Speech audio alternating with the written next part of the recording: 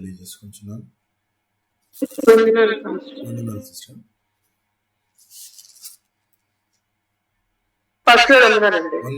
వందనాలు సిస్టర్. వందనాలమ్మా. ఇర్మియా గ్రంథాన్ని ధ్యానిద్దాం ప్రియులారా. ఇర్మియా గ్రంథము మనము 19వ సెషన్లో ఉన్నాము. 19వ సెషన్లో ఉన్నాం. 6వ అధ్యాయము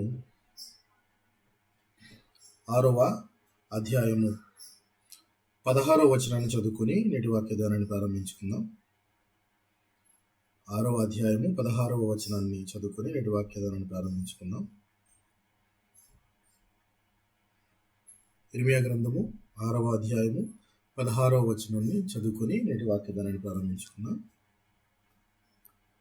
యెహోవా ఈలాగు సెలవిచ్చుచున్నాడు, మార్గములలో నిలిచి చూడుడి, పురాతన మార్గములను గూర్చి విచారించుడి, మేలు కలుగు మార్గమేది అని అడిగి అందులో నడుచుకొనిడి, అప్పుడు మీకు నెమ్మది కలుగును. అయితే వారు మేమందులో నడుచుకొనమని చెప్పుచున్నారు. చిన్న ప్రార్థన చేసుకుని వాక్యధారాన్ని కంటిన్యూ చేసుకుందాం. ప్రేమ నమ్మకం కలిగిన మా ప్రియ పరలోకపు తండ్రి, పరిశుద్ధుడా, నీ పవిత్రమైన పాదాల వందనాలు, వేలాది స్తుతులు, స్తోత్రములు తండ్రి. గడిచిన దినములన్నీ కూడా నాయన నీ కృపలోను సమృద్ధిలోను మా కుటుంబాల నుంచి మరి నూతన దినాన్ని మాకు అనుగ్రహించి ఈ దినమంతా కూడా నాయన మీ కాపుదల మా అందించారు. అందును బట్టి మీకు వేలాది కృతజ్ఞతలు చెల్లించుకొనిచున్నాం నాయన. మీ సంకల్పం చొప్పున మీ సన్నిధిలో మీ పాదాల చెంత మేమంతా ఇలాగన కూడుకుని మా కొరకు దాచించిన లేఖనములు నాయన మేము ధ్యానించుకొని పోచుండగా మీరు నాతో మాతో మాట్లాడమని ప్రార్థించి వేడుకొనిచున్నాం. త్వరపడి వచ్చిన విశ్వాసులను వారి కుటుంబాలను నీ కృప కలిగిన హస్తాలకు అప్పజెప్పుకొనిచున్నాము తండ్రి. వారి కోరికలను విజ్ఞాపనలన్నీ కూడా నాయన మీ చిత్తానుసారము తీర్చమని ప్రార్థిస్తున్నాం. రాలేకపోయిన వారిని కూడా జ్ఞాపకం చేసుకోండి. రావాలని ఆశపడుతున్న వారిని చేయి పట్టి నడిపించమని, తద్వారా మీరే మహిమ ఘనత ప్రభావాలను ఆరోపించుకొనమని ఈ ప్రార్థన అంతా కూడా ప్రభు యేసుక్రీస్తు వారి అతి పరిశుద్ధమైన నామంలో అడిగి వేడుకొనిచున్నాము తండ్రి. ఆమేన్. ఇర్మియా గ్రంథంలో మనం 19వ సెషన్లో ఉన్నాం ప్రియులారా. సో ఇర్మియా గ్రంథంలో మొదట మనము ఇర్మియా గారిని దేవుడు ఎలా సెలెక్ట్ చేసుకున్నాడు, తన సేవకు ఎలా పిలుచుకున్నాడు, తల్లి గర్భంలో రూపించబడక మునిపే ఎలాగా తనను ప్రతిష్ఠించుకున్నాడు అనే మాటలను చూసాం. తర్వాత తనకు కొన్ని దర్శనాలను చూపించటము, అలాగే యూదాను గూర్చిన ప్రవచనాలు చెప్పటము. మొదటి ప్రవచనము మనం కంప్లీట్ చేసాము. 2వ ప్రవచనంలో ఉన్నాం. 2వ ప్రవచనంలో అనేక విషయాలు మాట్లాడుకోవటం మనం జరిగింది. ఈ 2వ ప్రవచనము యూదాని గూర్చిన ప్రవచనాల్లో 2వ దానిలో అనేక విషయాలు దేవుడు ఇర్మియా ద్వారా వారికి తెలియజేయాలని ప్రయత్నిస్తున్నాడు. అయితే గత సెషన్లో మనం ఏమి మాట్లాడుకున్నామో జ్ఞాపకం ఉందా మీకు ఎవరికైనా? గత సెషన్లో మనం ఏమి మాట్లాడుకున్నామో జ్ఞాపకం ఉందా?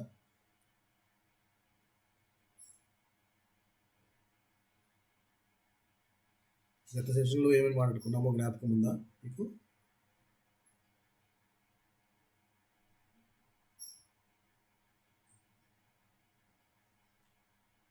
ఐదవ అధ్యాయంలో యూదావారంతా కూడా కన్నులుండి చూడలేకపోతున్నారు, చెవులుండి వినలేకపోతున్నారు అని చెప్పేసి మనం మాట్లాడుకోవడం జరిగింది. అలాగే వారి పాపములే వారికి మరియు దేవునికి అడ్డుగా వస్తున్నాయి అని చెప్పేసి చదువుకోవడం జరిగింది. వారందరూ కూడా కొవ్వు బలిసి ఉన్నారు, అంతేకాదు అత్యధికమైన దుష్కార్యములు చేయుచున్నారు అని చెప్పేసి దేవుడు వారి మీద కంప్లైంట్ చేయటం, వారి గురించి మాట్లాడటము, యూదా వారి గురించి మనం చూసాం. అయితే రాబో ఉగ్రతను గురించి కూడా 5వ అధ్యాయంలో చూసాం మనం. దూరదేశము నుండి, అదే ఉత్తర దిక్కు నుండి కీడు రాబోతున్నది అని చెప్పేసి ఇర్మియా ద్వారా ఇక కీడు రావటం అనేది అనివార్యము, దాని నుంచి తప్పించుకోలేము మనము అని ఇర్మియా ద్వారా దేవుడు చెప్తూనే వీరు చేసిన పనులన్నీ కూడా ఇర్మియా గారితో చెప్పిస్తున్నాడు.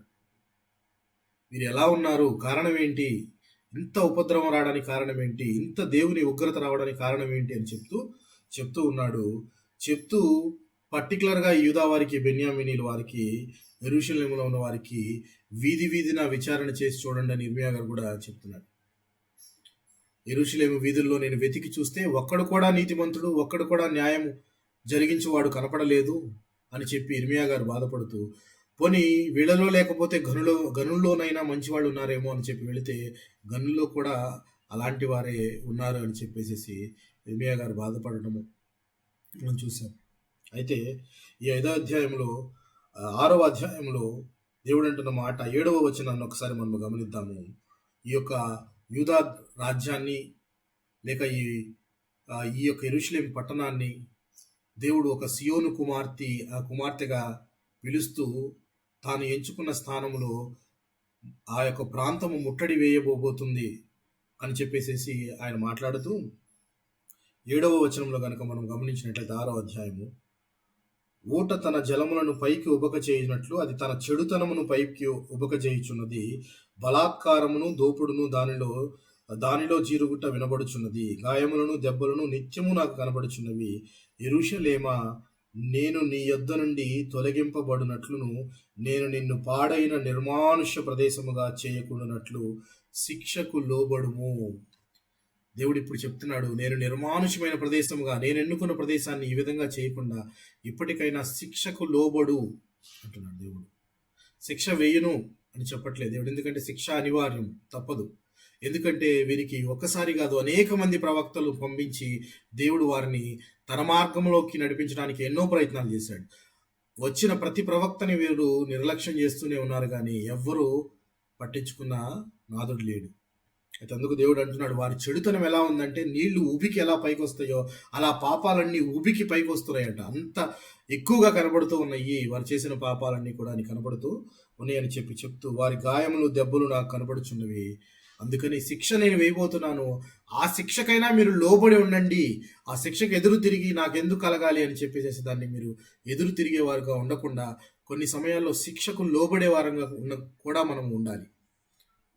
కొన్ని సందర్భాలను బట్టి పరిస్థితులను బట్టి వెళ్ళే శిక్ష గుండా మనం అంతా వెళ్ళవలసి వస్తుంది. కరోనా వచ్చింది లాస్ట్ టైం, కరోనా సమయంలో తీవ్రమైన వ్యాధి అది, ఎంతోమంది చనిపోయారు, ఎంతోమంది అనారోగ్యానికి గురయ్యారు. అప్పుడు దాని గుండా అనేక మంది నీతిమంతులు కానీ అనీతిమంతులు అందరూ దాన్ని ఫేస్ చేయాల్సి వచ్చింది, దాని గుండా పాస్ అవ్వాల్సి వచ్చింది. సో కొన్నిసార్లు దేవుని శిక్షకు లోబడి ఉండటమే ఉత్తమం. సో ఇక్కడ దేవుడు అంటున్న మాట, యెరూషలేము నిన్ను నిర్మానుషమైన ప్రదేశంగా చేస్తాను, శిక్షకు లోబడి ఉండమని చెప్తూ ఉన్నాడు. చెప్తూ ఆయన అంటున్న మాట 6వ అధ్యాయం మరొక వచనం చూద్దాము. 13, 14 వచనాన్ని కనుక గమనించినట్లయితే, అల్పులేమి గనులేమి వారందరూ మోసం చేసి దోచుకుని వారు, ప్రవక్తలేమి యాజకులేమి అందరూ వంచకులే. ఎవ్వరు ఏ వర్గం వారు మంచివారుగా లేరు, అందరూ వంచకులే అంటున్నాడు. ఎలా వంచకులు అంటే సమాధానమే లేదు అసలు కానీ సమాధానం లేని చోట సమాధానం ఉంది అని వీరు ప్రకటిస్తూ యూదా వారికి కలిగిన గాయాలకు పైన మందు పూస్తున్నారు. కానీ వీరు దేవుని యొక్క జ్ఞానమును కానీ దేవుని యొక్క ఉద్దేశాలు కానీ సంకల్పాలను కానీ వీరెవరికి తెలియజేయకుండా యాజకులు తయారయ్యారు, అందరూ వంచకులుగానే తయారయ్యారని చెప్పి అసలు అక్కడ సమాధానమే లేదు. దేవుని ఉగ్రత రాబోతుంది, ఇక చాలా చివరి దినాల్లో ఉన్నాము, అంత్య దినాల్లో ఉన్నామని తెలిసినా కూడా సమాధానమే, మనకంతా సమాధానమే అని చెప్పి వంచకులుగా తయారయ్యారని చెప్పి చెప్తూ ఉన్నాడు. అయితే ఇప్పుడు 16వ వచనాన్ని గమనిద్దాం. 16వ వచనంలో ఒక గొప్ప మాట అంటూ ఉన్నాడు దేవుడు. ఏ మాట అంటున్నాడు ప్రియులారా? చదువుదామా ఒకసారి, ఏమైనా చదువుతారా? 6వ అధ్యాయం 16వ వచనం.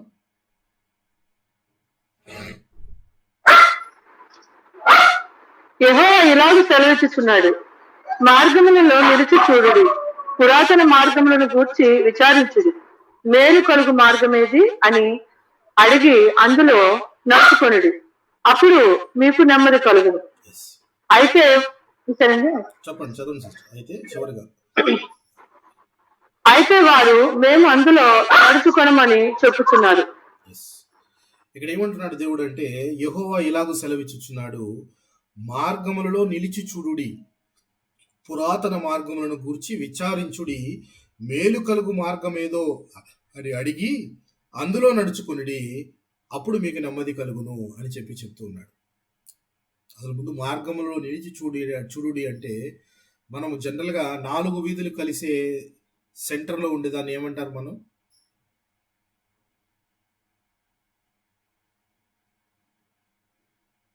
4 వీధులు కలిసి ఉండే ఒక ప్రదేశం ఉందనుకోండి, దాన్ని ఏమని పిలుస్తాం మనం?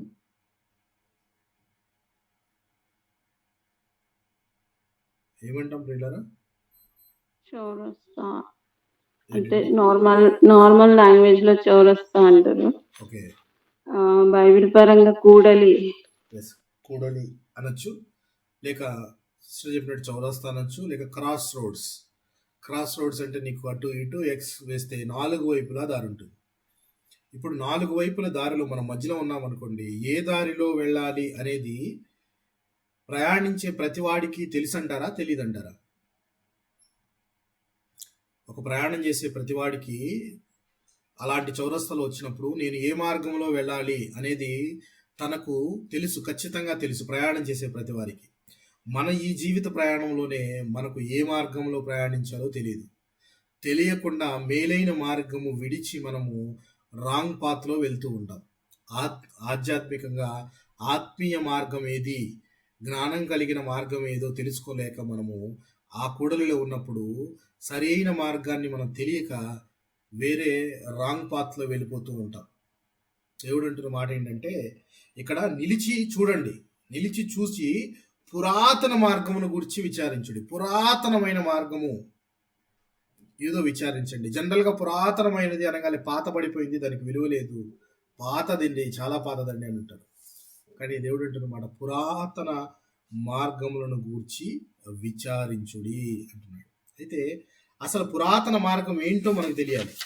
పురాతన మార్గం అంటే ఏంటి, పురాతనముగా దేవుడు చెప్తున్న మార్గం ఏంటి వీళ్ళకి అని కనుక ఆలోచిస్తే, కొన్ని వేల సంవత్సరాలకు ముందు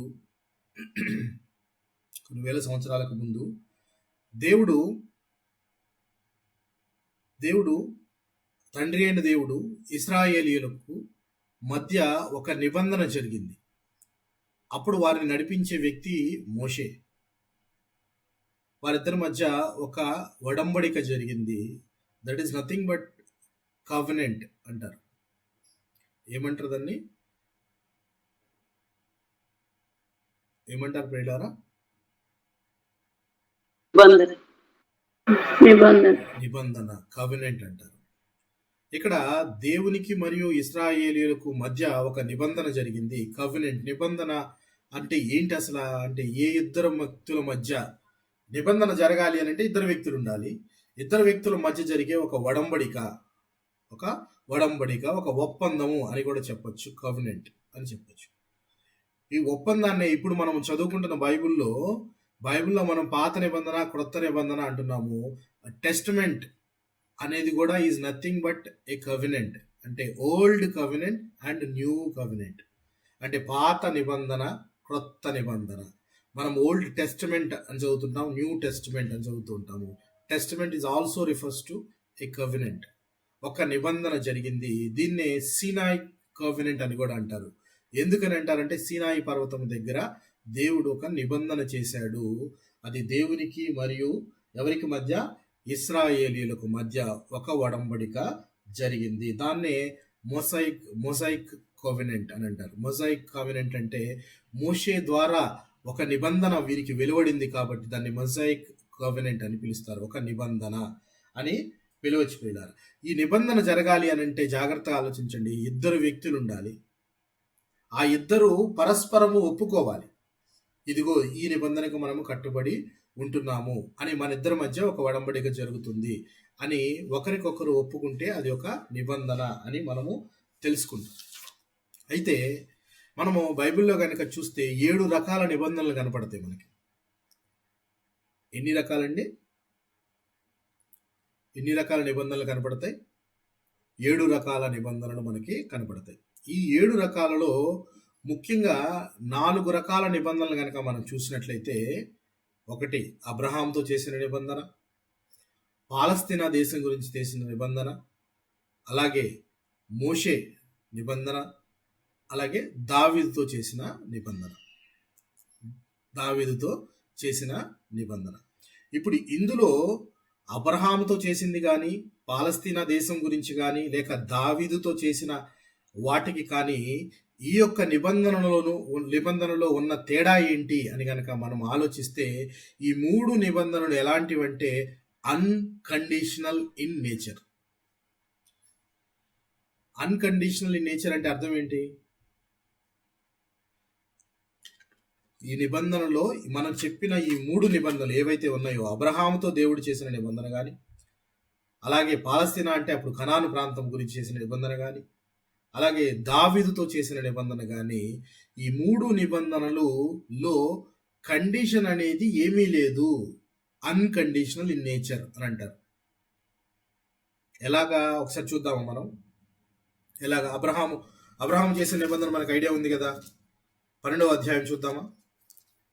ఆదికాండం 12వ అధ్యాయం.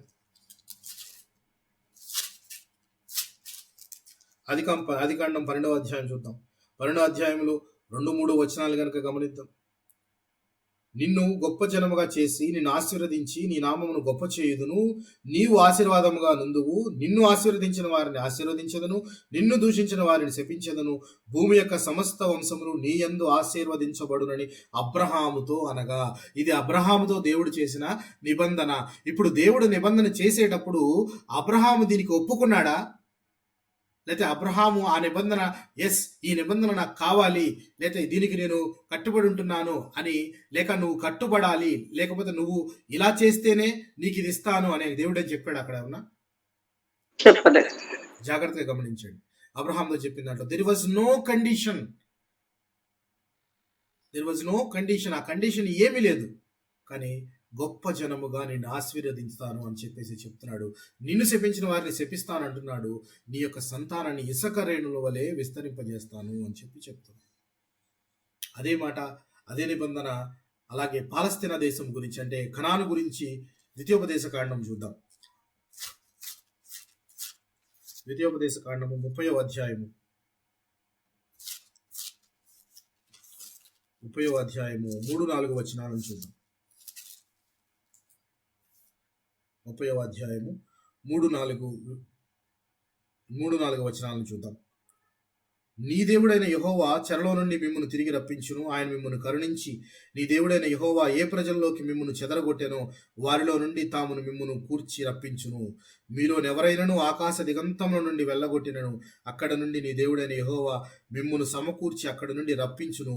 నీ పితరులకు స్వాధీనపరిచిన దేశమున నీ దేవుడైన యెహోవా నిన్ను చేర్చును. నీ యొక్క పితరులకు ఇచ్చిన ఏదైతే స్వాస్థ్యముగా ఇచ్చారో అక్కడికి మిమ్మల్ని చేరుస్తాను అని చెప్తున్నాడు. అందులో కండిషన్ ఏమైనా ఉందా? అందులో కండిషన్ ఏమైనా ఉందా?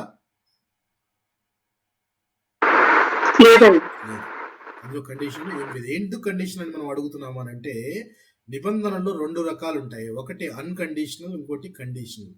ఇప్పుడు మనం చూసిన అబ్రహాంతో చేసిన దానిలో కానీ, పాలస్తీనా యొక్క వారికి స్వాస్థ్యముగా ఇచ్చిన ద్వేషమును గురించి కానీ, అలాగే దావీదుకి ఇచ్చిన నిబంధనలో చూద్దాం. మనం దావీదుతో దేవుడు చేసిన నిబంధన చూద్దాము. 2వ సమూయేలు గ్రంథము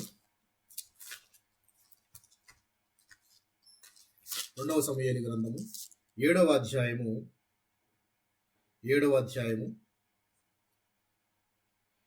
అధ్యాయములో 8-16 వచనాలన్నీ కూడా అది అబ్రహాంతో చేసిన నిబంధనే. అయితే మనము 11-12 వచనాలను కనుక చూస్తే, నీ దినములు సంపూర్ణములగునప్పుడు నీవు నీ పితరులతో కూడా నిద్రించిన తర్వాత నీ గర్భములో నుండి వచ్చిన నీ సంతతిని హెచ్చించి రాజ్యమును అతనికి స్థిరపరచెదను. అతడు నా నామ ఘనత కొరకు ఒక మందిరమును కట్టించును. అతని రాజ్య సింహాసనమును నేను నిత్యముగా స్థిరపరచెదను అని చెప్తున్నాడు. ఇక్కడ నిత్యముగా స్థిరపరచెదను అని అంటే దేవుడు తను నిబంధన చేసినప్పుడు ఆ నిబంధనకు ఆయన కట్టుబడి ఉంటున్నాడు. దేవుడు కట్టుబడి ఉండి తను చెప్పిన దాని ప్రకారము చేస్తూ ఉన్నాడు. అది ఎంత జరిగినా కానీ, ఫర్ ఎగ్జాంపుల్ దావీదు కుమారుడైన సొలొమోను దేవుని మార్గం నుంచి తప్పిపోయాడా లేదా?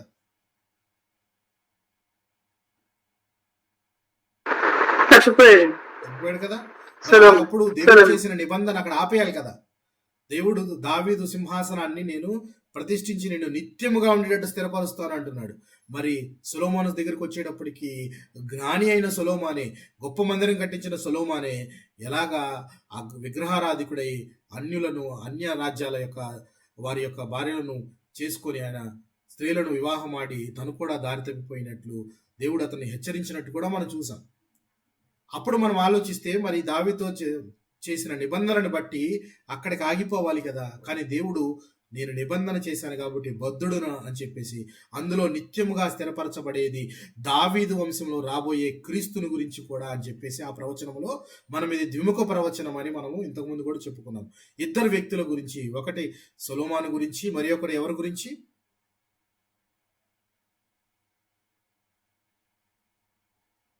మరి ఒకటి ఎవరి గురించి ఈ ప్రవచనము?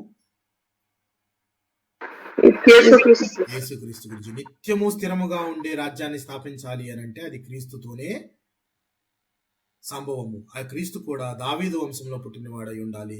ఎందుకంటే దావీదుకు దేవుడు నిబంధన ఏర్పాటు చేశాడు.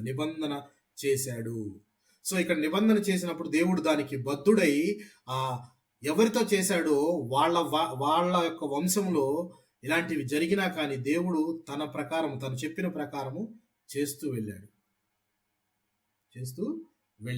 సో ఇవి ఈ మూడు గనక మనం చూసినట్టే అన్కండిషనల్ ఇన్ నేచర్. అంటే ఇందులో కండిషన్ ఏమీ లేదు. కండిషన్ ఏమైనా చెప్పాడా? నువ్వు దారి తప్పిపోతే నీకు నీ రాజ్యం ఉండదు, లేకపోతే నీ వంశంలో నువ్వు ఎవరైనా దారి తప్పిపోతే కనుక నేను ఇలా చెయ్యను అని చెప్పాడా దేవుడు? ఇక్కడ కండిషన్ నువ్వు ఇలా చేయాలి, అలా చేయాలనే కండిషన్ ఏమీ లేదు. So unconditional in nature. ఇప్పుడు మనము అసలైనది చూద్దాము. మనం చెప్పుకున్న 4లో అబ్రహాంతో చేసినది కానీ, పాలస్తీనా నిబంధన కానీ, అలాగే దావీదు నిబంధన కానీ కండిషనల్ లేనివి. ఇప్పుడు మనము కండిషన్ ఉన్నదాన్ని చూద్దాం. ఏంటి ఆ కండిషన్ ఉన్నది అంటే that is nothing but mosaic covenant, అంటే మోషేతో చేసిన నిబంధన. సీనాయి పర్వతము దగ్గర దేవుడు వారికి ఒక ఇచ్చినప్పుడు నేను ఇందాక చెప్పాను, నిబంధన అంటే ఇరు వర్గాలు ఒప్పుకొని ఆ ఒప్పందంలోనికి రావాలి అని. అవునా? అంతేనా కాదండి? సో ఇప్పుడు నిర్గమకాండంలో మనము చూద్దాం.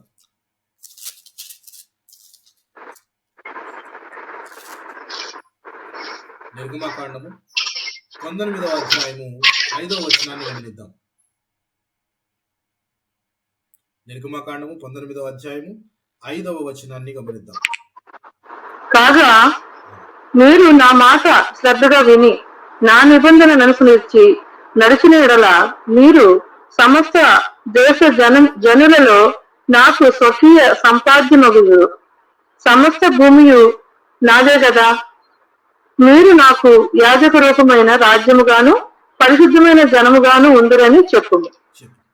రైట్. ఇక్కడ మోషే దేవుడు చెప్తున్న మాట, ఇలాగ వెళ్ళి నీ జనులకు చెప్పు, నేను మీతో చేస్తున్న నిబంధన ఏంటి అని అంటే ఏమంటున్నాడు దేవుడు ఇక్కడ?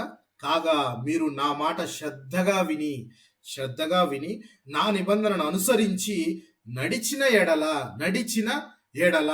If you walk then only it, నువ్వు నడిస్తేనే అది నీకు వర్తిస్తుంది, నడవకపోతే వర్తించదు. కండిషన్ అర్థమైందా ఇక్కడ మీకు? ఏమంటున్నాడు దేవుడు చాలా క్లియర్ గా శ్రద్ధగా విని నా నిబంధనను అనుసరించి నడిచిన ఎడల, నడిచిన ఎడల అంటే నడిస్తేనే. అప్పుడు ఏమంటున్నాడు? నడిచిన ఎడల మీరు సమస్త దేశములలో, అంటే అప్పుడు ఇశ్రాయేలు జనాంగాన్ని దేవుడు ప్రత్యేకమైన రాజ్యముగా, తనకు సంపాద్యముగా, అంటే తన స్వకీయ సంపాద్యముగా, యాజక రూపముగా, దేవునికి సేవ చేసే భాగ్యము, దేవుణ్ణి ఆరాధించి స్తుతించి ఆయనకు బలులు అర్పించే యొక్క అవకాశము ఇశ్రాయేలీలకు తప్ప వేరే వాళ్లకు లేదు అని చెప్తూ ఇశ్రాయేలు జనాంగాన్నే ప్రత్యేకంగా ఒక స్వకీయ సంపాద్యముగా ఎంచుకున్నాడు దేవుడు. ఎప్పుడు అది? మీరు నా నిబంధనను విని శ్రద్ధగా ఆ నిబంధన ప్రకారము నడిచిన ఎడల ఏమంటున్నాడు దేవుడు? నా స్వకీయ సంపాద్యమగుదురు, సమస్త భూమియు నాదే కదా. భూమి అంతా నాదే, కానీ మీరు మాత్రం పర్టికులర్గా, ఈ భూమి మీద ఉన్నదంతా నాదే, నేను సృష్టించింది, కానీ మీరు మాత్రం పర్టికులర్గా ఇశ్రాయేలీయులు మాత్రము ఎలా ఉంటారని చెప్తున్నాడు? ఈ హోలీ నేషన్, ఒక పరిశుద్ధమైన రాజ్యముగా మరియు యాజక రూపమైన రాజ్యముగా. అంటే ఇశ్రాయేలు జనాంగాన్ని మొత్తాన్ని దేవుడు యాజకుడిగా పిలుస్తున్నాడు. నాకు యాజకత్వం చేసే అర్హత ఏ దేశానికి ఉంది, ఎవరికి ఉందని చెప్తున్నాడు? ఎవరికి ఉంది అని చెప్తున్నాడు దేవుడు ఇక్కడ? ఇశ్రాయేలు ప్రజలకు. ఇశ్రాయేలు ప్రజలకు మాత్రమే ఉంది. అది ఎప్పుడు? అందులో ఒక కండిషన్ ఉంది దేవుడి దగ్గర. దేవుడు ఒక కండిషన్ పెట్టాడు అందులో. That is a conditional covenant. నిబంధనతో కూడిన, షరతులతో కూడిన నిబంధన. ఏంటది?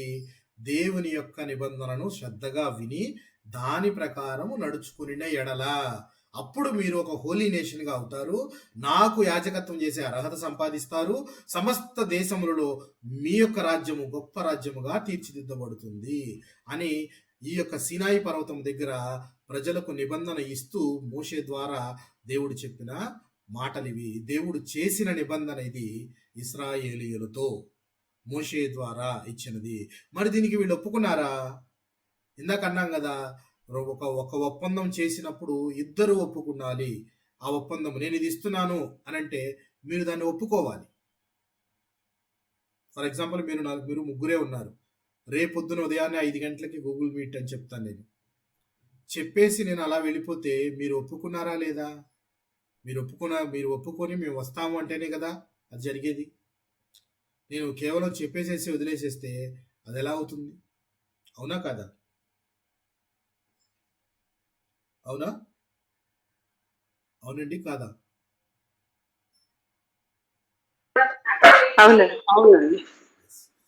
అయితే ఈ నిబంధనలు ఇలా చెప్పు అని మోషే ద్వారా దేవుడు చెప్పినప్పుడు ప్రజలు కూడా, ఇశ్రాయేలీయులు ఒప్పుకున్నారు. చూద్దాం ఆ మాట. నిర్గమకాండము 19వ అధ్యాయం 8వ వచనం చూద్దాం. అందుకు ప్రజలందరూ యెహోవా చెప్పినదంతయు చేసేదమని ఏకంగా ఉత్తరమిచ్చిరి. అప్పుడు మోషే తిరిగి వెళ్లి ప్రజల మాటలను యెహోవాకు తెలియజేశాను. అంటే ఈ నిబంధన ప్రకారము మీరు నడుచుకునే ఎడల, శ్రద్ధగా విని నడుచుకునే ఎడల మీరు ఒక హోలీ నేషన్ గా మార్చబడతారు. ఒక యాజక రూపముగా మీ ఇశ్రాయేలు దేశమంతా నాకు యాజకత్వం చేసే అవకాశం మీకు ఇస్తాను. ఎప్పుడు అది ఒక కండిషన్. మీరు నడిచిన ఎడల, అంటే నా మార్గంలో నడిచిన ఎడల, నేనిచ్చిన నిబంధనను మీరు గైకొనిన ఎడల అని చెప్తే ప్రజలంతా, అక్కడ వారంతా ఏమంటున్నారు? ఇశ్రాయేలు ప్రజలంతా 8వ వచనంలో అందుకు ప్రజలందరూ యెహోవా చెప్పినదంతయు చేసేదమని ఏకముగా ఉత్తరం ఇచ్చిరి. ఏకముగా అంటే వాళ్ళందరూ కలిసి ఏకకంఠంతో సమాధానం చెప్పారట. ఎస్, దేవుడు చెప్పిన ప్రతిదానికి మేము ఒప్పుకుంటున్నాం, ఆయన చెప్పిన ప్రకారమే చేస్తాం, ఆయన చెప్పిన నిబంధనలో ఏది మేము తూచా తప్పము, దేనిని మేము బ్రేక్ చేయము, ఆయన చెప్పిన నిబంధనను మేము చక్కగా పాటిస్తాము అని చెప్పి ఉత్తరం ఇస్తే అదే మాటలు మోషే తీసుకెళ్ళి దేవుడికి చెప్తున్నాడు. దేవుడు చెప్పిన మాటలు తీసుకొచ్చి వీళ్ళకి చెప్పాడు. దేవుడు ఈ విధంగా అంటున్నాడు, ఆయన చెప్పిన నిబంధనను, ఆయన మనకిచ్చిన నిబంధనను మనం శ్రద్ధగా విని ఫాలో అయితే దేవుడు ఈ విధంగా మనల్ని ఆశీర్వదిస్తానంటున్నాడు. ఒక కండిషన్ పెట్టాడు.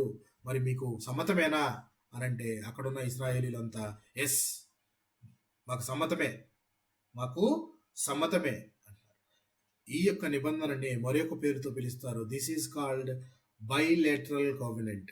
బైలేటరల్ కోవెనెంట్ అంటే ఇరు వర్గాల వారు ఒప్పుకొని దిగిన ఒప్పందం. అదే ఇందాక దేవుడు నేను చెప్పిన 4 వాటిలో 3 గురించి చెప్పాను. అది యూనిలేటరల్. యూనిలేటర్ అంటే కేవలము ఒకళ్ళే, నేను నీకు ఒకటి నిబంధన చేశాను, దాని ప్రకారం నేను చేసేస్తాను అంతే.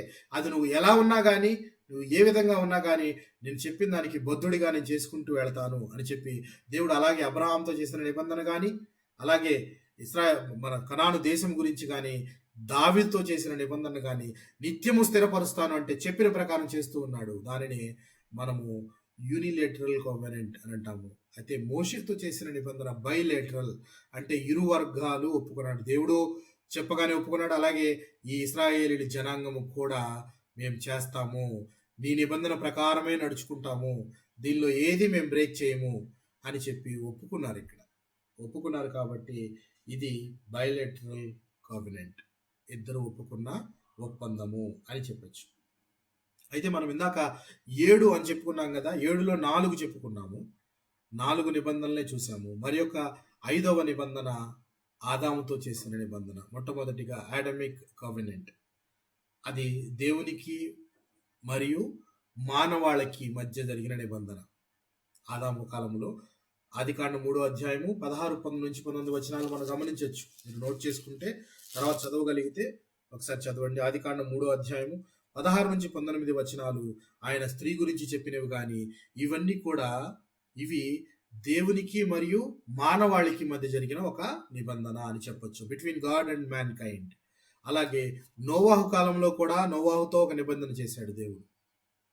అవునా అవునా కాదా? జ్ఞాపకం ఉందా మీకు?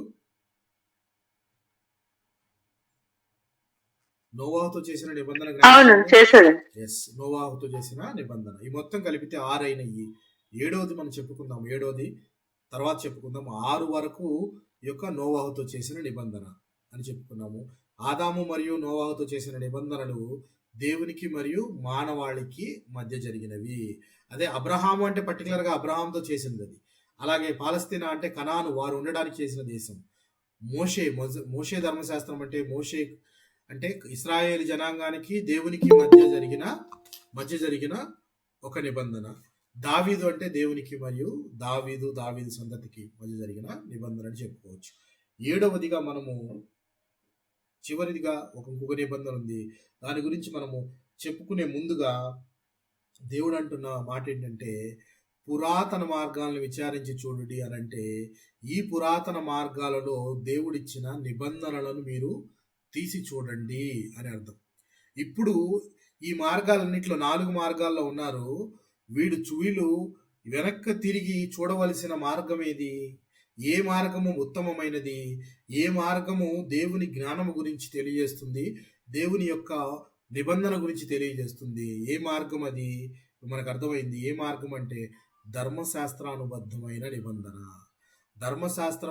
బద్ధులై ఉంటారని మీరు ఒప్పుకున్నారు, ఆ మార్గంలోనే నడుస్తానని మీరు ఒప్పుకున్నారు. కానీ ఇప్పుడు ఇక్కడికి వచ్చిన తర్వాత మీ మార్గాలను మీరు చెరిపేసుకొని కన్ఫ్యూజ్ అయిపోయి ఏ మార్గంలో వెళ్ళాలో తెలియని స్థితిలో ఉన్నారు. ఒక్కసారి వెనక్కి వెళ్ళి పురాతనమైన మార్గాన్ని ఆలోచించండి. ఏది పురాతనమైన మార్గం? ఇప్పుడు చెప్పండి మీరు, పురాతనమైన మార్గం ఏది?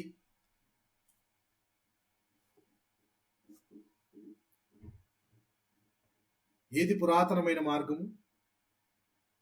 మోషేతో చేసిన నిబంధనలో మీరు ఒప్పుకున్నారు, నిబంధన అదే మార్గంలో నడుచుకుంటాము అని చెప్పేసి. మరి ఇప్పుడు ఆ మార్గం ఏది? మీరు నడుచుకుంటారు అని ప్రామిస్ చేసిన మార్గం ఏది? ఇప్పుడు కనపట్లేదే.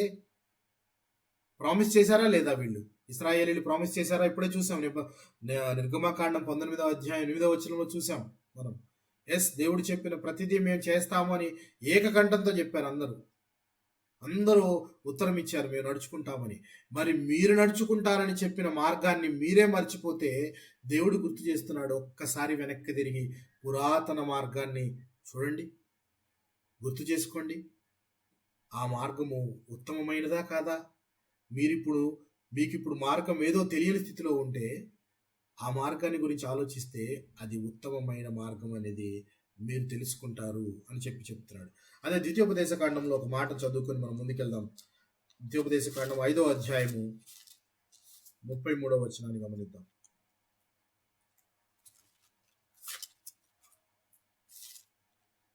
ద్వితీయోపదేశకాండము 5వ అధ్యాయము 33వ వచనాన్ని గమనించి మనము ముందుకు వెళదాం. 5వ అధ్యాయము 33వ వచనాన్ని గమనిద్దాం. కాబట్టి మీరు కుడికే గాని ఎడమకే గాని తిరుగక మీ దేవుడైన యెహోవా ఆజ్ఞాపించినట్లు చేయుటకు జాగ్రత్త పడవలెను. మీరు స్వాధీనపరచుకొనబోవు దేశములో మీరు జీవించుచు మేలు కలిగి దీర్ఘాయుష్మంతులగునట్లు మీ దేవుడైన యెహోవా మీకు ఆజ్ఞాపించిన మార్గములన్నిటిలో నడుచుకొనవలెను. ఇప్పుడు ఏ మార్గంలో నడుచుకోవాలని దేవుడు క్లారిటీ ఇచ్చాడా? ఇప్పుడు 4 రోడ్ల మధ్యలో ఉన్నావు నువ్వు. ఏ రోడ్లో నడుచుకోవాలి? ఏ రోడ్డుకి వెళ్ళాలి అని అంటే కుడికి వద్దు, ఎడమకి వద్దు. దేవుడు చాలా క్లారిటీగా చెప్తున్నాడు. నువ్వు కుడికి చూడకు, ఎడమ వైపుకి చూడకు, అసలు ఆ మార్గాలన్నింటి వదిలేసేయి. ఏ మార్గంలో నడవాలని చెప్తున్నాడు దేవుడు క్లియర్గా. కాబట్టి కుడికే గాని ఎడమకే గాని తిరుగక మీ దేవుడైన యెహోవా ఆజ్ఞాపించినట్లు చేయుటకు జాగ్రత్త పడవలెను. మీరు పరుచుకొనబోవు దేశములో మీరు జీవించుచు మేలు కలిగి దీర్ఘాయుష్మంతులగునట్లు, లాంగ్ లైఫ్ జీవించాలి అని అంటే ఏ మార్గంలో నడవాలి అంటే మీరు జీవించుచు మేలు కలిగి దీర్ఘాయుష్మంతులగునట్లు మీ దేవుడైన యెహోవా మీకు ఆజ్ఞాపించిన మార్గాలన్నిటిలో నడుచుకొనవలెను. దేవుడు ఆజ్ఞాపించిన మార్గంలో నడవాలి. దేవుడు ఆజ్ఞాపించిన మార్గమే పురాతన మార్గము. దేవుడు ఆజ్ఞాపించిన మార్గమే మేలు కలిగించే మార్గము మరియు నెమ్మది కలిగించే మార్గము. ఏ మార్గంలో శాంతి ఉంది, ఏ మార్గంలో నెమ్మది ఉంది, ఏ మార్గంలో దేవుడి జ్ఞానం ఉందో ఆ మార్గంలో వెళ్ళటానికి నువ్వు ప్రయత్నిస్తావా? కుడికైనా ఎడమకైనా చూస్తావా? నీ డెసిషన్ ఏంటి? అటు కుడికి వెళ్తావా, ఇటు ఎడమకి వెళ్తావా? అటు ఇటు వెళ్ళాల్సిన అవసరం లేదు, కన్ఫ్యూజ్ అవ్వాల్సిన అవసరం లేదు. స్ట్రైట్గా దేవుడు చెప్పిన మార్గంలో నడుచుకొని వెళ్ళటం అనేది ఉత్తమము. అది నీకు నెమ్మది కలిగించే మార్గము. పురాతన మార్గాలు ఎప్పుడు నెమ్మదిని కలుగజేస్తాయి, దేవుని జ్ఞానాన్ని తెలియజేస్తాయి, అది దేవుడు యొక్క సమ్మతిని తెలియజేస్తాయి అని మనము తెలుసుకోవాలి. అందుకే ఇర్మియాతో దేవుడు అంటున్న మాట, యూదావారికి చెప్పు, పురాతన మార్గాలను విచారించి చూడుడి, పురాతన మార్గాలలో ఎట్టివో తెలుసుకొనుడి, మేలైన మార్గం ఏదో తెలుసుకోండి అంటున్నాడు. నిబంధన చేసేటప్పుడు వారికి ఒక మార్గమే ఉంది, ఒకటే దేవుడు అనుకున్నారు, ఒకటే దేవుడు నడుచుకుంటూ వెళుతున్నారు. కానీ రాజులు పెరిగే కొందికి రోజులు గడిచేటప్పటికి దేవుళ్ళు మారిపోతూ ఉన్నారు. రకరకాల దేవుళ్ళు చేసుకుంటున్నారు, రకరకాల విగ్రహాలను పెట్టుకుంటున్నారు, విగ్రహాధికులు అయిపోయారు. ఒకరిని చూసి కాపీ కొట్టుకుంటూ విగ్రహాలు చేసుకుంటున్నారు. రాయి కానిది, రప్పైనది, మొక్కైనది ప్రతిదాన్ని మొక్కుతూ ఉన్నారు. ఐగుప్తు నుంచి తెచ్చిన దేవుడు మర్చిపోయారు. ఐగుప్తు నుంచి తెచ్చింది ఎవరు కనిపెడితే ఆయనే నువ్వే తెచ్చావని చెప్పేసి వాళ్ళకు మొక్కుతూ ఉన్నారు. పరాయి సంప్రదాయాలను పుణికిపుచ్చుకొని నిజమైన దేవుణ్ణి పక్కకు నెట్టేస్తూ ఉన్నారు. జరుగుతున్న పరిస్థితి ఇది. ఇలా చేస్తూ చేస్తూ చేస్తూ అసలు దేవుడు చూపించిన మార్గాన్నే మర్చిపోయారు. ఈ రూట్లో వెళ్ళాలి, మీరు ఇలా వెళితేనే మీకు నెమ్మది, మీరు దీర్ఘాయుష్మంతులు అవుతారు అని చెప్పిన దేవుని మార్గాన్ని మర్చిపోయి అక్కడ ఆగిపోయారు. స్తబ్దతతో ఆగిపోయి శిక్షకు పాత్రులుగా శిక్ష అనుభవించడానికి రెడీగా సిద్ధంగా ఉన్నారు. శిక్ష ఏమీ ఆగిపోదు. దేవుడేమి శిక్ష నేను వెనక్కి తీసుకుంటాను అంటలేదు. ఎందుకనంటే ద్వితీయోపదేశకాండంలో మనం చూడొచ్చు. ద్వితీయోపదేశకాండంలో మనము 28వ అధ్యాయంలో అనుకుంటాం. 28వ అధ్యాయంలో చూడొచ్చు. అందులో ఆశీర్వాద వచనాలు ఉంటాయి, శాప వచనాలు ఉంటాయి. ఇవన్నీ మీరు అనుసరిస్తే మీకు ఆశీర్వాదాలు కలుగుతాయి. ఇవన్నీ కనుక అనుసరించకపోతే శాపం మీకు కలుగుతుందని చాలా క్లియర్గా దేవుడు చెప్పాడు. ఇంత క్లియర్గా డిఫైన్ చేసి చెప్పిన తర్వాత కూడా ఆ మార్గాన్ని విడిచిపెట్టి వేరే కొత్త మార్గాల్లో వీరు నడుస్తూ దేవుడు చూపించిన మార్గాన్ని చెరిపేసుకొని ఇప్పుడు చౌరస్తాలో క్రాస్ రోడ్లో నిలబడి పిచ్చి చూపులతో ఎటెల్లాలి అర్థం కాక చూస్తూ ఉన్నారు.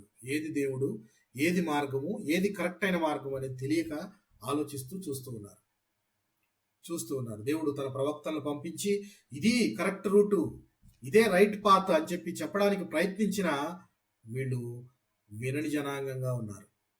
ఎలా ఉన్నారండి? వినని జనాంగంగా ఉన్నారు. పాత నిబంధన గ్రంథము దేవుడిచ్చిన నిబంధన, లేకపోతే old testament or old covenant or Mosaic covenant or Sinai covenant అనేది ప్రభు అయిన క్రీస్తు కూడా దాని ఆ మార్గంలోనే నడిచాడు. ఆయన పాత నిబంధన గ్రంథం ప్రకారం నేను ఆ పాత నిబంధనను నిరూపించడం కొరకే ఆయన వచ్చాడు, కానీ ఆ పాత నిబంధన నేను కొట్టేస్తున్నాను, అది కరెక్ట్ రూట్ కాదు అని ఎక్కడైనా చెప్పాడు ఆయన? ప్రభు అయిన క్రీస్తు ఎక్కడైనా చెప్పాడా పాత నిబంధన గ్రంథం కరెక్ట్ కాదు, కరెక్ట్ అయిన మార్గం కాదు, నేను చూపించేది కరెక్ట్ అయిన మార్గం అని ఎక్కడైనా చెప్పాడా? చెప్పలేదు. ఇంకా ఆయన చెప్పింది ఏంటంటే ధర్మశాస్త్రాన్ని అనుసరించడానికి ఆయన వచ్చాడు, ధర్మశాస్త్రానుబద్ధంగా జీవించడానికి వచ్చాడు. అది ప్రూవ్ చేయడానికి, అది ఆయన గురించింది కాబట్టి అది ఆయన వచ్చినప్పుడు అది పూర్తిగా ఫుల్ఫిల్ అయిపోయింది. ఎవరిని గురించి ధర్మశాస్త్ర గ్రంథాలు ఘోషిస్తూ ఉన్నాయో ఆయనే లోకానికి వచ్చాడు కాబట్టి అవి ఫుల్ఫిల్ అయినట్టు చూడొచ్చు. అయితే గలతీయులకు రాసిన పత్రికలో ఒక మంచి మాట ఉంటుంది, అది చూద్దాం మనం. గలతీయులకు రాసిన పత్రిక 3వ అధ్యాయము 24-25 వచనాలను చూద్దాం. 3వ అధ్యాయము 24 మరియు 25 వచనాలను చూద్దాం. చక్కని మాటలను మనము చదువుకుందాం. పౌలు గలతీయులకు రాసిన పత్రిక 3వ అధ్యాయం 24 మరియు 25 వచనాలు. కాబట్టి మనము విశ్వాస మూలమున నీతిమంతులమని తీర్చబడినట్లు క్రీస్తునొద్దకు మనలను నడిపించుటకు ధర్మశాస్త్రము మనకు బాల శిక్షకుడాయను. Yes. అయితే అయితే విశ్వాసము వెల్లిరాయను గనుక ఇక బాల శిక్షకునికి క్రింద ఉండము. చాలండి.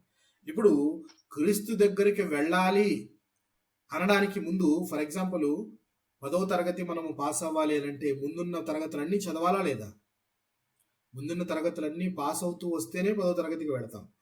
ఇక్కడ అర్థం ఏంటంటే క్రీస్తు నొద్దకి చేరుకోవాలి, క్రీస్తు ద్వారా మనము విశ్వాసులుగా తీర్చిదిద్దబడాలి అని అంటే ముందు ధర్మశాస్త్రం మనకు ఒక శిక్షకుడుగా బాల శిక్షకుడు అయింది. అది నేర్చుకొని మనము క్రీస్తు దగ్గరికి వెళ్ళి నీతిమంతులుగా తీర్చిదిద్దబడ్డాము. అయితే ధర్మశాస్త్రం చదివినంత మాత్రాన మనము నీతిమంతులుగా తీర్చిదిద్దబడలేదు. క్రీస్తు నొద్దకు వెళ్ళి ఆయన్ని విశ్వసించడం ద్వారా. కానీ దానికి పునాది ఎట్టిది అంటే పునాది ముందు ధర్మశాస్త్ర గ్రంథము, దానికి ఆయన బాల శిక్షకుడిగా అది మనకుంది. అది మనకు నేర్పించిన దాన్ని బట్టి మనము క్రీస్తు దగ్గరికి వెళ్ళడము, పాత నిబంధన గ్రంథం అంతా క్రీస్తును సూచిస్తున్నాయి కాబట్టి ఆయన దగ్గరికి వెళ్ళి మనము నీతిమంతులుగా తీర్చిదిద్దబడ్డాము అని చెప్పి రాస్తూ, అయితే విశ్వాసము వెల్లడి ఆయను గనుక ఇక బాల శిక్షకుని కింద ఉండము. విశ్వాసము వెల్లడి అయింది అంటే అప్పటిదాకా ధర్మశాస్త్ర గ్రంథము దేనిని వెల్లడిస్తుంది అంటే ప్రభు అయిన క్రీస్తుని గురించి వెల్లడిస్తుంది. ఆ ప్రభు అయిన క్రీస్తు వచ్చినప్పుడు ఇక మనము ధర్మశాస్త్ర గ్రంథం కింద ఉండవలసిన పని లేదు. క్రీస్తుతో పాటు మనము క్రీస్తుకు విశ్వాసులుగా ఉంటే మనము నీతిమంతులుగా తీర్చిదిద్దబడ్డాము అని చెప్తున్నాం. అందుకే క్రీస్తు కూడా ధర్మశాస్త్ర గ్రంథానుసారమే ఆయన జీవితాన్ని గడిపాడు. ఆయన 10 కమాండ్మెంట్స్ ప్రకారమే అన్నీ నడిపాడు. దేవుడు చూపించిన మార్గంలోనే నడిచాడు. ఈ నిబంధన ఎక్కడైనా తప్పాడు, ఆయన నిబంధన మీరాడు అని చెప్పి ఎక్కడైనా ఉందా? ఆయన జీవితకాలం అంతటిలో మోషే ధర్మశాస్త్రాన్ని మీరాడు పోని, లేక దేవుడిచ్చిన ధర్మశాస్త్ర గ్రంథాన్ని కాకుండా ఆయన నడిచాడు, వేరే మార్గంలో నడిచాడు అనేది ఎక్కడన్నా రాయబడిందా? లేదండి. లేదు. సో ఆయన కూడా ఆ మార్గంలో నడిచి, ఎందుకంటే ఆ మార్గము కఠినమైనది అని మనలాంటి వాళ్ళు క్లెయిమ్ చేస్తారు.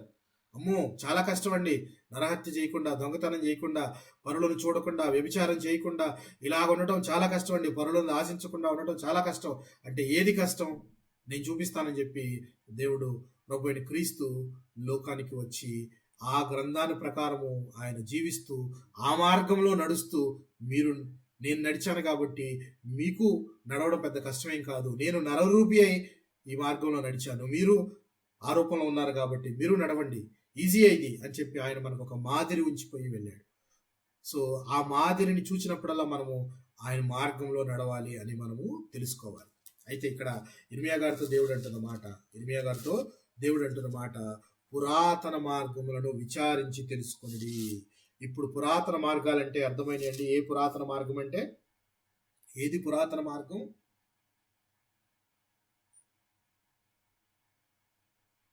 మార్గం అంటే ఏది?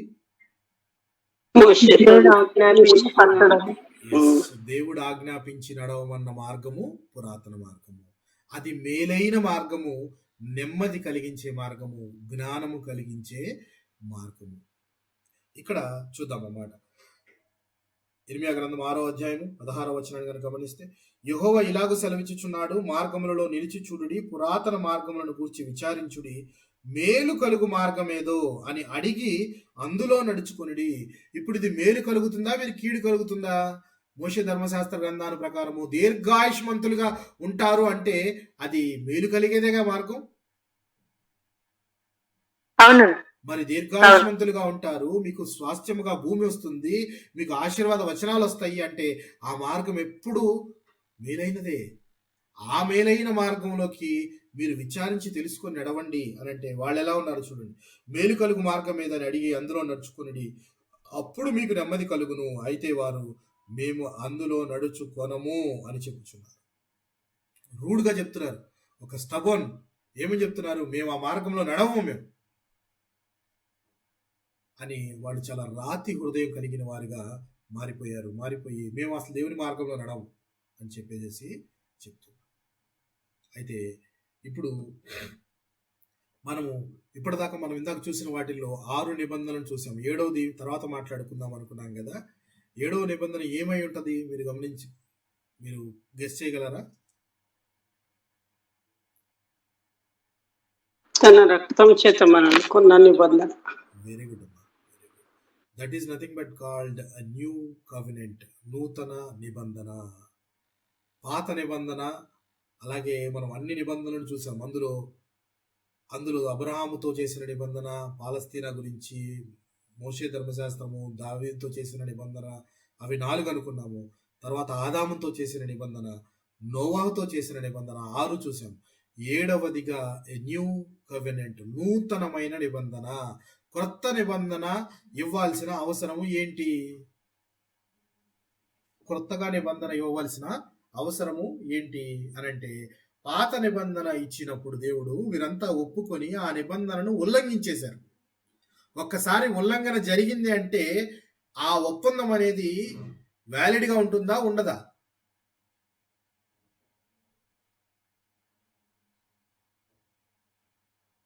అర్థమైందండి నేను అడిగింది ప్రశ్న? ఏదైనా ఒక ఒప్పందం జరిగింది, మీకు మీ ఫ్రెండ్స్కి మధ్య, ఇద్దరి మధ్య ఒక చిన్న ఒప్పందం జరిగింది. ఇద్దరిలో ఎవరైనా ఆ నిబంధనను మీరారనుకోండి, ఏమైనట్లది? ఫెయిల్ అయినట్టే కదా, బ్రేక్ అయినట్టే కదా. సో ఒక ప్రామిస్ని బ్రేక్ చేసినట్టు. ప్రామిస్ బ్రేక్ అయిపోయింది అంటే మీరు ధర్మశాస్త్రానుబద్ధంగా ఉంటాను అని చెప్పిన ఇశ్రాయేలు జనాంగం అంతా కూడా దానిని ఉల్లంఘించేశారు. దానిని ఉల్లంఘించేస్తే దేవుడు శిక్షను రప్పించబోతున్నాడు.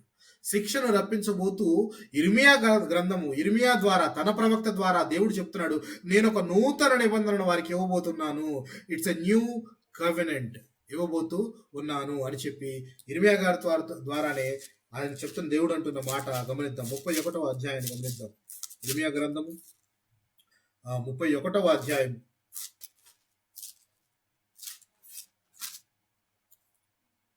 31వ అధ్యాయము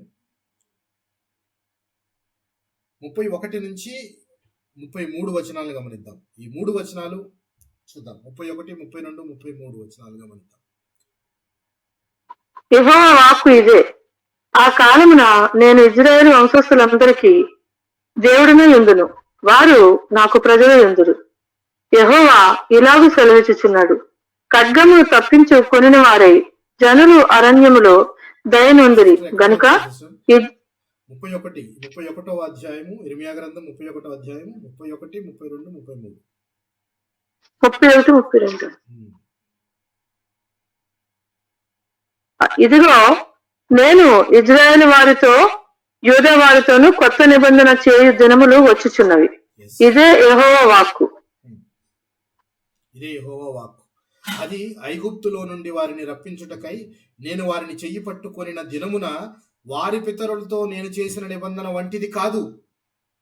ఏ నిబంధన గురించి చెప్తున్నాడు ఇక్కడ చెప్పండి? దేవుడు ఏ నిబంధన గురించి చెప్తున్నాడు? క్రొత్త నిబంధనే. కానీ నేను క్రొత్త నిబంధన ఇవ్వబోతున్నాను, అది ఎలాంటిదో చెప్తూ దేవుడు దేంతో కంపేర్ చేస్తున్నాడు? దేంతో కంపేర్ చేసి మాట్లాడుతున్నాడు? పర్వతం దగ్గర మీ పితరులకు ఇచ్చాను చూడండి, ఆ నిబంధన వంటిది కాదు. ఆ నిబంధనలో ఒక కండిషన్ ఉంది. ఆ కండిషన్ ని మీరు బ్రేక్ చేశారు, ఆ ప్రామిస్ ని మీరు బ్రేక్ చేశారు. అయితే నేను ఇప్పుడు ఒక నిబంధన చేయబోతూ ఉన్నాను, కొత్త నిబంధన. అది ఎటువంటిది అంటే, మీ పితరులతో ఐగుప్తు దేశంలో నుండి మిమ్మల్ని తీసుకొని వచ్చినప్పుడు సీనాయి పర్వతం దగ్గర మీకు ఇచ్చిన నిబంధన వంటిది కాదు అని చెప్తారు. ఎందుకంటే దాన్ని మీరు బ్రేక్ చేశారు. దాన్ని బ్రేక్ చేయడానికి మీ హృదయాలను రాతిలాగా మార్చేసుకున్నారు. చెప్పిన వినని జనంగా ఉంటున్నారు. కాబట్టి నేను ఒక నూతన నిబంధన ఇవ్వబోతున్నాను. నేను మీకు ఇచ్చినప్పుడు మీరు ఒప్పుకొని కానీ దాన్ని ఉల్లంఘించారు. ఈసారి దాన్ని ఉల్లంఘించకుండా ఏకంగా నేను మీ హృదయాల మీదే రాయబోతూ ఉన్నాను నూతన నిబంధన అని చెప్పి దేవుడు చెప్తూ ఉన్నాడు. దేవుడు హృదయం మీదే రాసేస్తే ఎక్కడ చెరిపేయగలం మనం? దాన్ని ఎక్కడ దాన్ని ఉల్లంఘించగలము? ఇశ్రాయేలీయులు దాన్ని ఉల్లంఘించారు కాబట్టే ఆ నిబంధన వీరికే కాకుండా సర్వమానవాళికి వచ్చేసింది. ఆ నిబంధన దేవుడిచ్చే నిబంధన, దేవుని యొక్క కృప వారికే కాకుండా అందరికీ ప్రాప్తమైంది. ఇందాక వారితో చేసిన నిబంధనలో మీరు నాకు యాజకమైన రూపముగా ఉంటారు అని చెప్పి ఇశ్రాయేలు జనాంగానికి చెప్పాడు దేవుడు. ఓన్లీ ఇశ్రాయేలీయులే ఆ దేవుణ్ణి ఎరిగి యాజకులుగా ఉండే అర్హత ఉందన్నాడు. కానీ నూతన నిబంధనలో అలాంటిది ఏది లేదు. సర్వ మానవాళికి దేవుని యొక్క యాజకత్వము, దేవుణ్ణి పూజించి దేవుని స్తుతించే అవకాశం ఉంది అని చెప్పేసి ఆయన ఒక కొత్త నిబంధన ఇవ్వబోతూ ఉన్నాడు. దానికి ఏమని రాస్తున్నాడు చూడండి. నేను నేను చేసిన నిబంధన వంటిది కాదు, నేను వారి పెనిమిటినైనను వారు ఆ నిబంధనను భంగము చేసుకునిది. ఇదే యెహోవా వాక్కు. ఈ దినములైన తర్వాత నేను ఇశ్రాయేలు వారితోనూ యూదా వారితోనూ చేయబోవు నిబంధన ఇదే. వారి మనస్సులలో నా ధర్మ విధి నుంచెదను, వారి హృదయము మీద దానిని రాసేదను. వారి హృదయాల మీద నేను దాన్ని ప్రింట్ చేసేస్తాను, దాని మీద రాసేస్తాను. అప్పుడు ఎలా ఉల్లంఘిస్తారు? దేవుడు అంటున్న మాట, పాత నిబంధన నేను ఏదైతే ఇచ్చానో దాన్ని మీరు బ్రేక్ చేశారు. అందుకని నేను రాబో దినాల్లో ఒక కొత్త నిబంధనను ఇవ్వబోతూ ఉన్నాను. కొత్తది ఇవ్వాలి అని అంటే పాతది పర్ఫెక్ట్గా లేదు అని కాదు, పాత దాన్ని వీళ్ళు పర్ఫెక్ట్గా ఫాలో అవ్వటము, ఫాలో అయ్యి దేవుణ్ణి ప్లీజ్ చేసే యొక్క నేచరు మానవునికి లేదు అని ఆదికాండంలోనే తెలిసిపోయింది. నరుల హృదయాలోచన బాల్యం నుంచి చెడ్డదే. ఆ చెడు హృదయాలను పెట్టుకొని మనము దేవుణ్ణి ప్రసన్నం చేసుకోవటం, దేవుణ్ణి ప్లీజ్ చేయటం అనేది తరం కాదు. అందుకే దేవుడు తను కృపతో ఆయన్ని మనం క్షమించాడు, కానీ మనం చేసిన పనులను బట్టి, మన విశ్వాసాన్ని బట్టి ఆయన క్షమించలేదు. ఇక ఆయన విసిగి ఆయనే అంటున్నాడు, నేనే ఒక నూతన నిబంధన ఇవ్వబోతూ ఉన్నాను, నేనే లోకానికి వచ్చి ప్రాణం పెట్టబోతున్నాను, లేకపోతే నేనే వచ్చి మీకు చేయందించబోతున్నాను నా దగ్గరికి రావడానికి. నేను చూపించిన మార్గాన్ని మీరు మర్చిపోయారు కదా, మార్గం చెరిపేసుకున్నారు. ఆ రోజు ఆదాము చేసిన తప్పు నుంచి ఏదైనా వనము లేదు, జీవవృక్ష ఫలములు లేవు, ఆ మార్గమే లేదు తండ్రి వద్దకు చేరడానికి. మార్గం కావాలి అని అంటే నేను ఒక కొత్త నిబంధన ఇస్తున్నాను. నా కుమారుని విశ్వసించిన ప్రతివాడు నశింపక నిత్య జీవము పొందుకుంటాడు. అంటే అదొక మార్గము, that is a new route, కొత్త రూట్. ఆ రూట్లో గుండా వెళితే డైరెక్ట్గా వెళ్ళిపోతాం. ఇప్పుడు మార్గాల్లో కన్ఫ్యూజన్ లేదు. ఇప్పుడు మార్గాల్లో నువ్వు ఎలా ఉన్నా కానీ క్రీస్తుని విశ్వసిస్తే తండ్రి యొద్దకు చేరతావు అనే మార్గము చాలా క్లారిటీగా ఉంది. పురాతన మార్గము మేలైనది తెలుసుకోండి అని అక్కడ వారికి చెప్తూనే సర్వమానవాళి కోసము క్రొత్త నిబంధనను దేవుడు తయారు చేసి చేస్తున్నాడు. ఆ క్రొత్త నిబంధన ఎటువంటిది అని అంటే, పాత నిబంధనలో ఉన్నదాని ప్రకారము ఎడ్ల యొక్కను కోడెల యొక్కను రక్తము పాపాన్ని పూర్తిగా తీసివేయదు. పాపం పోదు. అందులో పాప పరిహారార్థం కోసం ఎన్ని బలులు ఇచ్చినా పోదు. అక్కడ నిర్దోషమైన ఐది ఉండాలి, కళంకం లేనిదై ఉండాలి. ఆయన తన ప్రాణమును పెట్టుటకు తన కుమారుణ్ణి ఈ లోకమునకు పంపించాడు. ఆయన ప్రాణము పెట్టుట ద్వారా ఒక నిబంధనను రాశాడు. ఏంటా నిబంధన చూద్దామా? లూకాసు వార్త 22వ అధ్యాయం 20వ వచనం. లూకాసు వార్త 22వ అధ్యాయం 20వ వచనాన్ని గమనిద్దాం.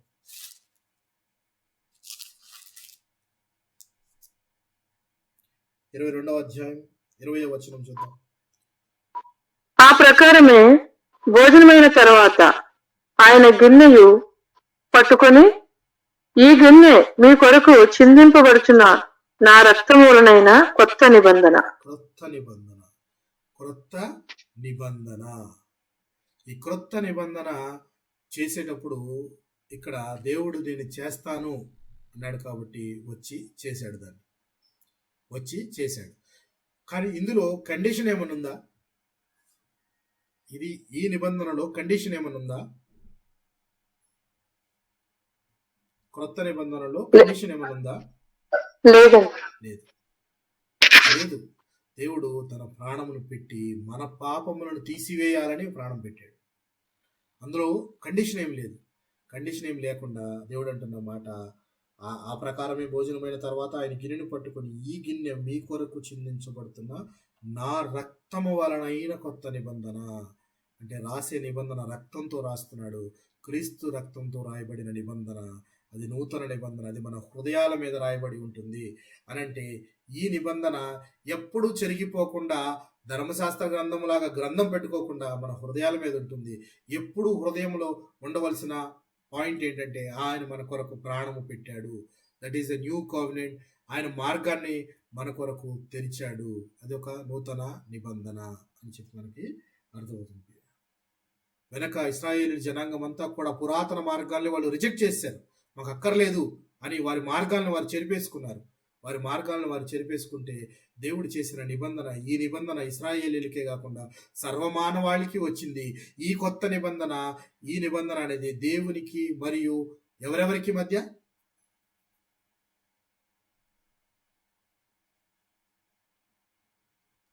ఎవరెవరికి మధ్య? ఇజ్రాయెల్ ప్రజలకి, సర్వమానవాళికి.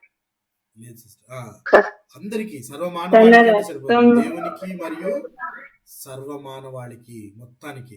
ఇశ్రాయేలుతో చేసిన నిబంధనలు కాదు, వారు దాన్ని తోసిపుచ్చడం కూడా మిగిలిన వారికి మంచిదైంది అని ఒక రకంగా చెప్పుకోవచ్చు.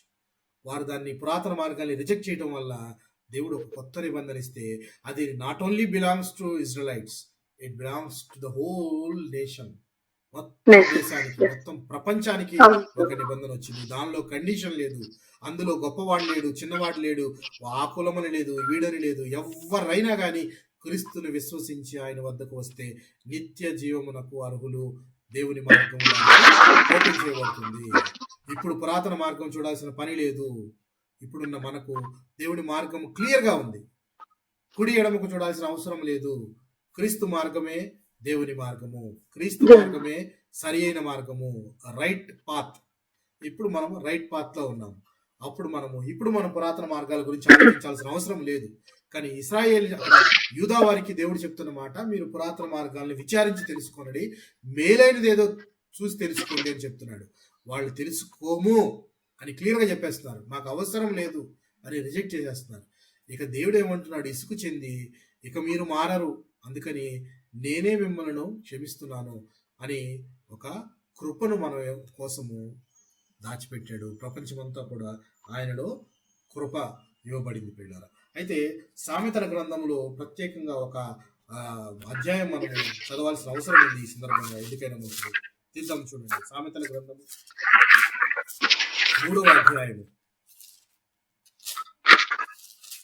సామెతల గ్రంథము 3వ అధ్యాయము. ఇది మీరు అవకాశం ఉన్నప్పుడు పూర్తి అధ్యాయాన్ని చదవండి. చాలా మంచి అధ్యాయము. అయితే నేను కొన్ని వచనాలను చదువుతున్నాను. 3వ అధ్యాయము మొదటి 3 వచనాలను చదువుతున్నాను, గమనించండి. నా కుమారుడా, నా ఉపదేశమును మరువకము, నా ఆజ్ఞలను హృదయపూర్వకముగా గైకొనుము. అవి దీర్ఘాయువును సుఖజీవముతో గడుచు సంవత్సరములను శాంతిని నీకు కలుగజేయును. దేవుని మార్గములు, పురాతన మార్గాలు ఎప్పుడు దీర్ఘాయుషుని, సుఖజీవనాన్ని, అలాగే శాంతిని కలుగజేస్తాయి. అందుకే దీర్ఘాయుష్మంతులు అప్పుడు వాళ్ళు సుదీర్ఘమైన సంవత్సరాలు బ్రతికారు అని అంటే దేవుని మార్గంలో నడిచారు, దేవుని మాటలను ఉల్లంఘించకుండా పాటించారు.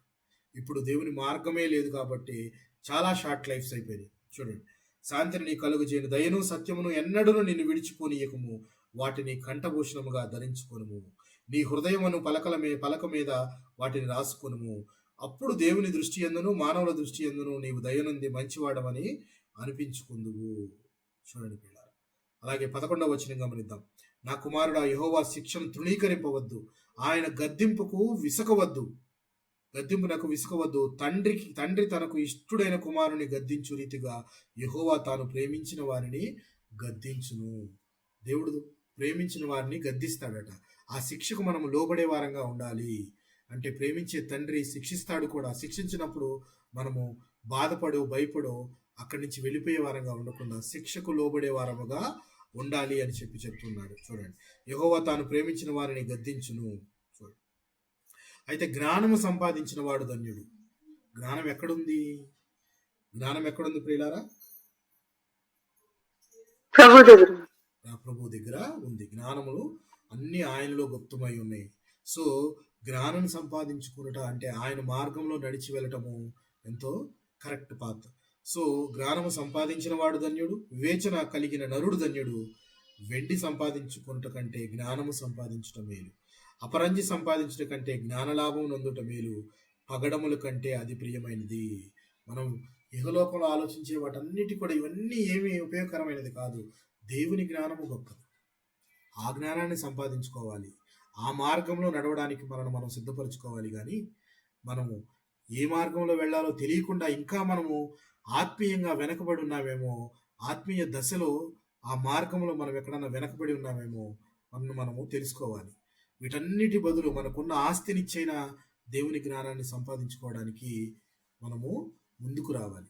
అలాగని ఆస్తులు అమ్మేసేసి ఎవరికో ఇమ్మని కాదు, కానీ అంటే విలువైనది ఏదో మనము జీవితంలో తెలుసుకోవాలి అని చెప్పి దేవుడు చెప్పేది. పగడముల కంటేది ప్రియమైనది.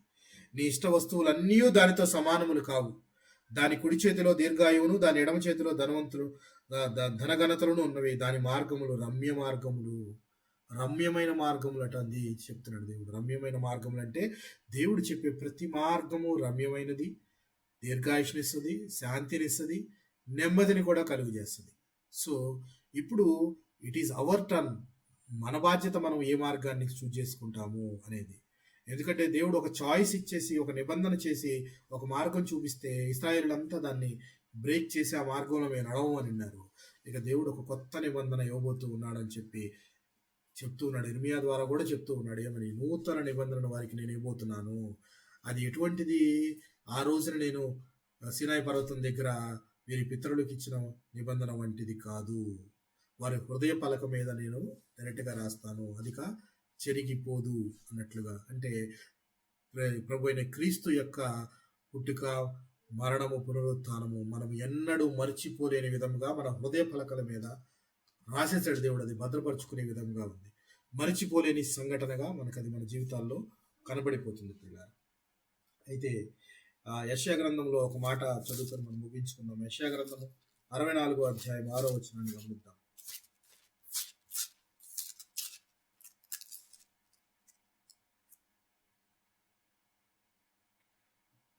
64వ అధ్యాయం 6వ వచనాన్ని గమనిద్దాం.